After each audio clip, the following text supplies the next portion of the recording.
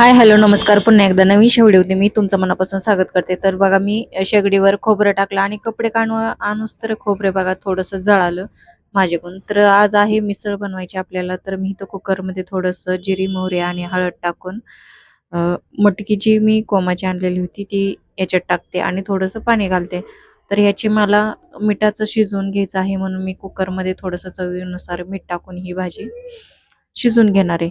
आणि त्याच्यानंतर आपल्याला लगेच मिसळला जे वाटण लागणार आहे त्याची पण तयारी करून घेणार आहोत. तर बघा, ही कांदा पण मी शेगडीवर भाजून घेतला होता. एका साईडला खोबरं, कांदा, लसूण आणि अद्रक याची सगळीच एकत्रच पेस्ट मी बनवून घेणार आहे. तर ते बनवून झाल्याच्या नंतर मी लगेच कढई ठेवली, कारण भूक लागलेली होती. तर ते मी जिरी, मोहरी, कढीपत्ता कढईमध्ये थोडंसं तेल टाकून टाकलेलं आहे त्याच्यामध्ये.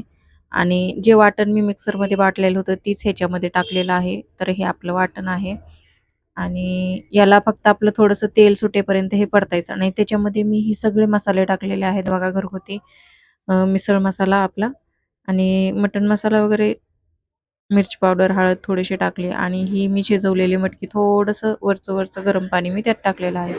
आणि बघा, आपली मिसळ तयार. तर कशी वाटली ही मिसळ रेसिपी नक्की कमेंट करून सांगा आणि अशाच रेसिपीसाठी माझ्या चॅनलला लाईक, शेअर, फॉलो करायला अजिबात विसरू नका. भेटूया पुन्हा छानशा नवीन व्हिडिओमध्ये. तोपर्यंत बाय.